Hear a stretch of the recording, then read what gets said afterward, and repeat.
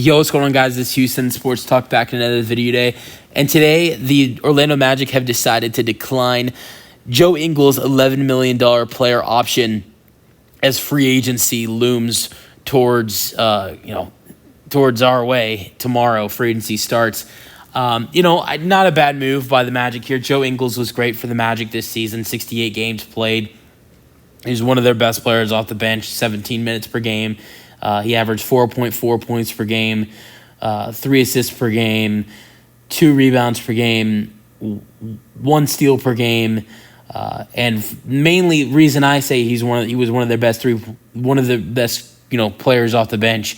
Not scoring the basketball, he was good scoring the basketball, but mainly I'm talking about his shooting. His shooting was key for this team. He went out and got 17 minutes a night and shot 44% from 3 and was shooting 3 3-pointers a night. So his 3-point shooting was key for this Orlando team. Sure, he was not really scoring the basketball a lot, but there were a lot of games where he would do more.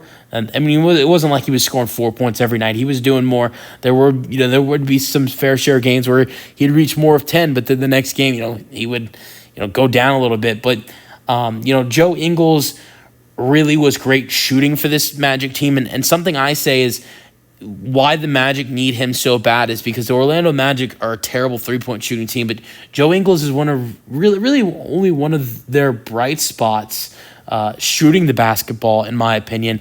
Look, I think Orlando's probably going to try to make some additions this offseason to improve their three-point shooting, but right now I believe that Joe Ingles was a bright spot for them at 3 last year, shooting almost 44%. And, he's been great. Up until the last couple of years, averaged 7 points per game last year with Milwaukee and 46 games with 22 minutes per game. But still, again, shot the ball really good, 41%. With Utah in the 21-22 season, averaged 7.2 points per game with 4 assists per game and 3 rebounds per game in 45 games played. And 2020-21 season was arguably his best season in the NBA. He finished second place in Sixth Man of the Year voting with 12.1 points per game. He had 4 rebounds per game, 5 assists per game, 1 steal per game. And from 3, he was absolutely lights out. His best three-point shooting season of his career, shooting 45.1% on 6 attempts per game in 67 games with 30 starts. Was almost the Sixth Man of the Year. The only reason he didn't win the Sixth Man of the Year award in the 2020-21 season, it kind of hurt his resume that he had started in 30 games, in my opinion.